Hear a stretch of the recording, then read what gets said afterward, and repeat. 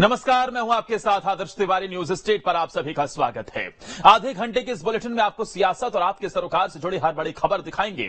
सबसे पहले बात मध्य प्रदेश की करेंगे और पीएम मोदी के शहडोल दौरे और उससे जुड़े सियासी समीकरणों के बारे में बताएंगे। बात सिकल सेल बीमारी की भी करेंगे, जिसके खिलाफ शहडोल में पीएम मोदी ने अभियान छेड़ा। बात बस्तर संभाग पहुंचे केंद्रीय मंत्री राजनाथ सिंह की भी करेंगे और छत्तीसगढ़ की सियासत में बस्तर से जुड़े मिथक के बारे में भी बताएंगे।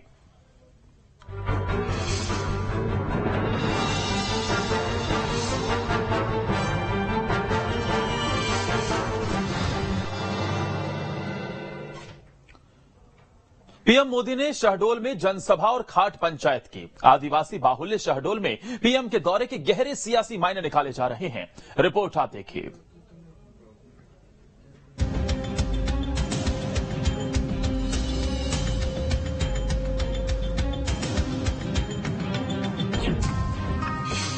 शहडोल में पीएम मोदी की सभा।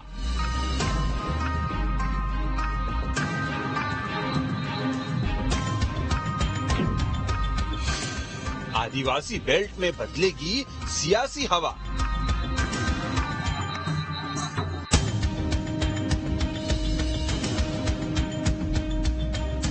जी हां, मध्य प्रदेश में विधानसभा चुनाव को देखते हुए वीवीआईपी मूवमेंट बढ़ने लगी है। 27 जून को प्रधानमंत्री नरेंद्र मोदी भोपाल आए और फिर पीएम का शहडोल दौरा हुआ।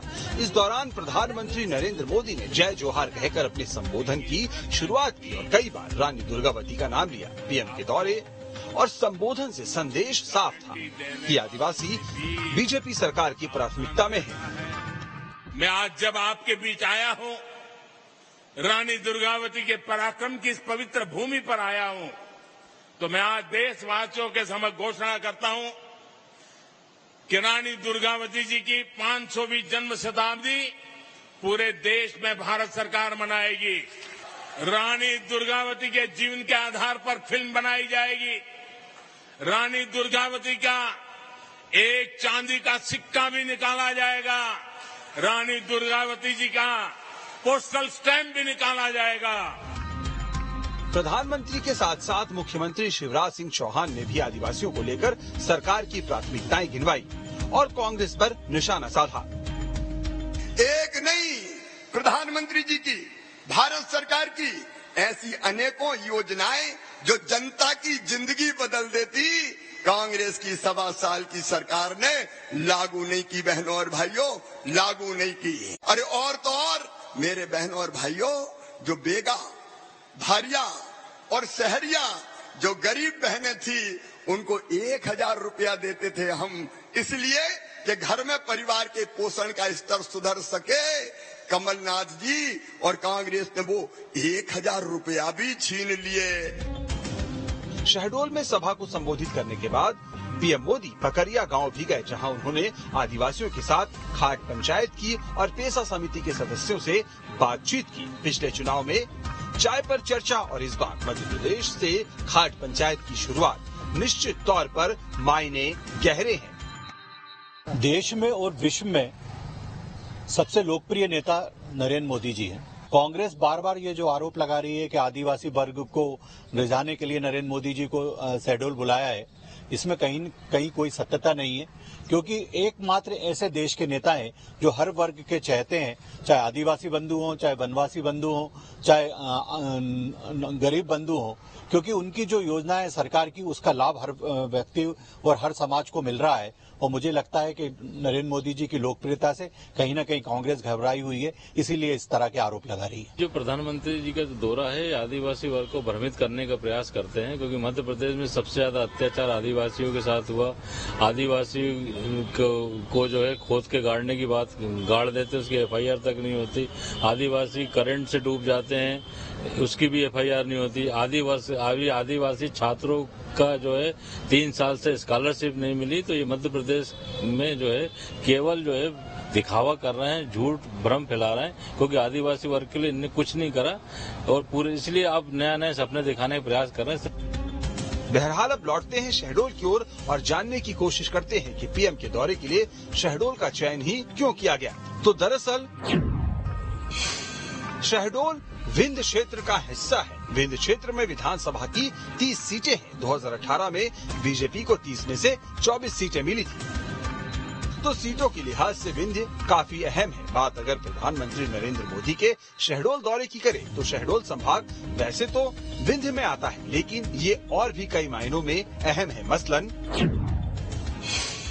2018 के बाद आदिवासी अंचलों में बीजेपी की लोकप्रियता कम हुई, लिहाजा संघ ने शहडोल से मिशन 2023 विधानसभा चुनाव की तैयारी शुरू कर दी।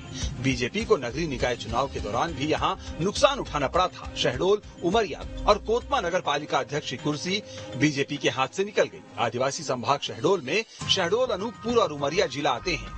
यहाँ करीब 4.25 लाख आदिवासी मतदाता हैं जो गेम चेंजर माने जाते हैं। शहडोल अंचल जीते तो आसपास के मंडला और डिंडोरी जिलों को जीतना आसान है। शहडोल के आदिवासियों का प्रभाव रीवा संभाग के रीवा, सतना, सीधी और सिंगरौली तक है।